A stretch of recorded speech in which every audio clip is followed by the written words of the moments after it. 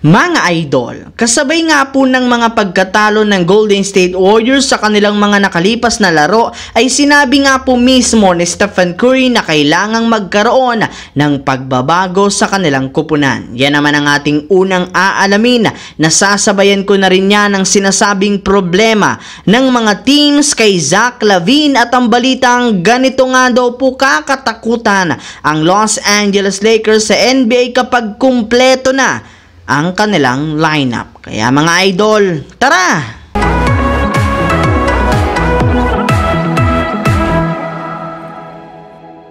Dahil nga po mga idol, hirap talaga ang Golden State Warriors na manalo sa kanilang mga nakalipas na laro. Ngayon ay nauubusan na rin naman nga po ng pasensya sa kanilang team ang kanilang superstar na si Stephen Curry. Kaya siya na nga po mismo ang nagsabi sa media na kailangan na nga pong gumawa ng pagbabago ang Warriors sa kanilang lineup at sa kanilang rotation.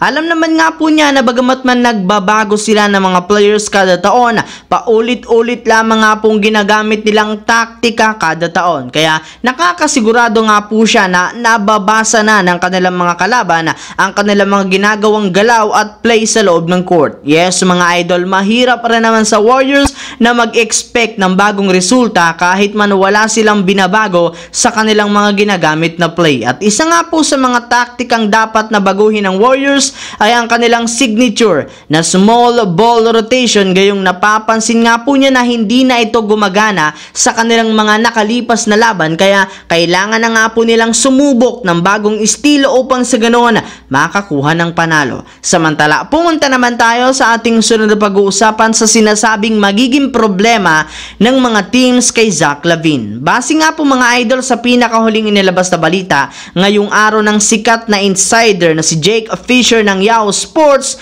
kabilang nga po sa mga preferred na kupunan na gustong sunod na puntahan ni Zach LaVine ay ang Los Angeles Lakers, Miami Heat at ang Philadelphia 76ers kasama na ang Toronto Raptors na pare-parehong gusto pang magpalakas ng kanilang lineup ngayong taon. Ang kaso lamang, bukod nga po sa kanyang napakalaking kontrata, poproblemahin rin naman nga po nila ang pagtatamo nito parati ng injury sa kanyang katawan na siyang nakakaapekto ng husto sa kanyang laruan. Kaya nagdadalawang isip na nga po ang ibang team sa pagkuha sa kanya, gayong posible na hindi gumana ang pagkuha nila kay Zach LaVine. At gayong nabanggit nga po natin kanina ang Lakers, diretso tayo dito sa ating huling storya sa usap-usapan ng mga fans na ganito nga po kakatakutan ang kanilang team sa NBA kapag kumpleto na ang kanilang lineup. Kahit man nga po mga idol, halos tatlo sa mahalagang player ng Lakers ang hindi pa nakakapaglaro sa kanilang kupunan bunsod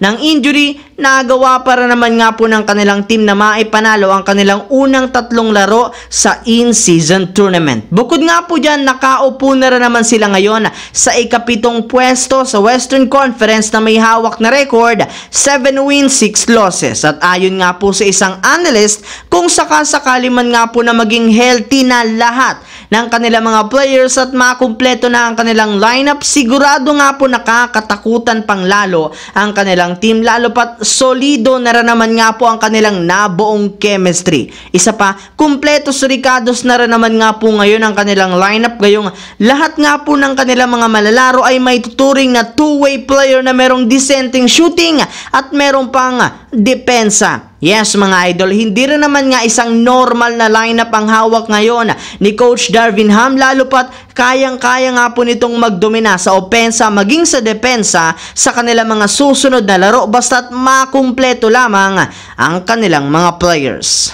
Ang videong ito mga idol ay hatid sa inyo ng Aurora Game, isang play-to-earn mobile app na kung saan pwede kang kumita habang nag-e-enjoy ka. Maraming mga games dito mga idol gaya ng color game na alam kong siguradong mananalo kayo. Dragon versus Tiger na simple lang, pipili ka lang kung Dragon ba o Tiger ang mananalo. Meron ding toss a coin na alam kong alam nyo na at marami pang iba. Sobrang dali lang mag-register, gamit lang ang iyong mobile number, hintayin ang verification code at gumawa ng password. Madali lang din mag-cash in at pag panalo, cash out agad gamit ang iyong GCash account. Kaya ano pang hinihintay nyo mga idol?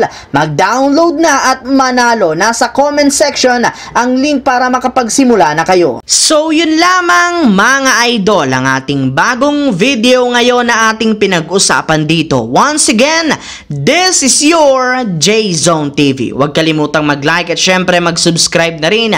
Pindutin ang notification bell sa akin channel para lagi kayo maging updated sa mga videos na pinapalabas ko. Shout out sa lahat ng solid J-Zone TV na laging nanonood dyan. Thanks for watching mga idol. Hopefully nag-enjoy kayo ngayon.